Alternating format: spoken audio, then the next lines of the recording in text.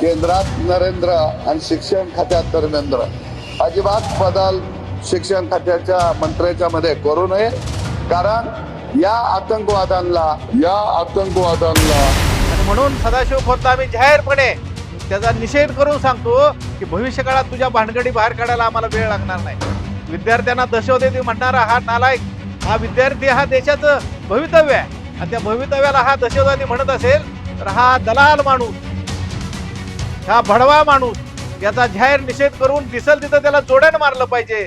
Net सेटचा जो परीक्षेचा विषय देशामध्ये झाला त्यामध्ये अनेक विद्यार्थ्यांनी प्रचंड कष्ट करून परीक्षेची तयारी केली, परंतु परीक्षेच्या अगोदर काही वेळ, काही तास, काही दिवस पेपर फुटला आणि अनेक विद्यार्थ्यांचं जे नशीब होतं किंवा त्यांनी केलेलं कष्ट वाया गेलं.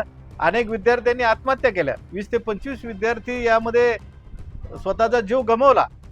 आणि अशा ह्या परिस्थितीमध्ये सरकारनं खरं बापाची भूमिका घेऊन त्यांच्याशी चर्चा करायला पाहिजे. विद्यार्थ्यांचं एवढं मोठं आंदोलन दिल्लीच्या तख्तामध्ये चालू आहे, या आंदोलन चिरडण्याचा प्रयत्न केला. दीपक दिपके हा अत्यंत नेतृत्व कुशलपणे करत असला तरी विद्यार्थी हे 17-18 वर्षाचे विद्यार्थिनी यांच्या प्रचंड मोठं हाल केलेला आहे. अनेक पत्रकारांना मारहाण झालेली आहे. अशा अवस्थेमध्ये सरकार स्वतःची अहमपणाची भूमिका सोडत नाही. विद्यार्थ्याला न्याय देण्याऐवजी त्यांना चिरडलं जातंय. ही अत्यंत वाईट गोष्ट आहे. आणि यामध्ये तेल ओतायचं काम हा माजलेला सदाशिवराव खोत हा विधान परिषदेचा आमदार आहे, जो चाटोगिरी करतो आणि विद्यार्थ्यांना दहशतवादी म्हणतो. अशा हा नालायक आमदाराचा आम्ही जाहीरपणे निषेध करतो. आणि त्यांनी जे उद्योग केलेले आहेत, स्वतःला चळवळीतला नेता म्हणणारा हा सदाशिव खोत यानं कडकनाथ कोंबडीसारखा महाघोटाळा केला.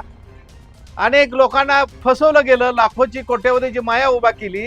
याचा आर्थिक सोर्स काय?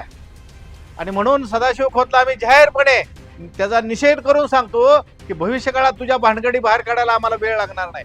विद्यार्थ्यांना दशवदेवी म्हणणारा हा नालायक, हा विद्यार्थी हा देशाचं भवितव्य आहे आणि त्या भवितव्याला हा दशवदेवी म्हणत असेल तर हा दलाल माणूस, हा भडवा माणूस, याचा जाहीर निषेध करून दिसल तिथं त्याला जोड्यानं मारलं पाहिजे. आणि विद्यार्थी त्याची वाट बघतायत मान खटावमध्ये, की ज्या मान खटावमध्ये त्यानं इथलं नेतृत्व करण्यासाठी उमेदवारी केली, त्या उमेदवारीच्या दरम्यान या माणसाची कार्यकर्त्यांनी त्याला पाणी पाजलं, अन्न जेवाय घातलं, औषधं दिली, पैसे दिले आणि मतही दिली. अशा हा गद्दार भडवा माणूस सदाशिव खोत त्याचा जाहीर निषेध करतो आणि दिसल त्याला तिथं जोड्यानं मारलं पाहिजे. कारण या देशाच्या भवितव्य असणारा विद्यार्थी, या विद्यार्थ्याला हा नालायक भडवा आमदार जर अतिरेकी म्हणत असेल तर त्याचा जाहीर निषेध करण्यापेक्षा त्याला जोड्यानं मारून त्याला सरळ केलं पाहिजे. आणि हा दलाल माणसाला जनतेच्या बाजूला हक्काला पाहिजे. ही भूमिका भविष्य काळात राहील. धन्यवाद. अशाच नवनवीन अपडेटसाठी आमच्या खबर गावाकडची या चॅनेलला सबस्क्राईब करा. आमचे व्हिडिओ लाईक करा आणि शेअर करा. धन्यवाद.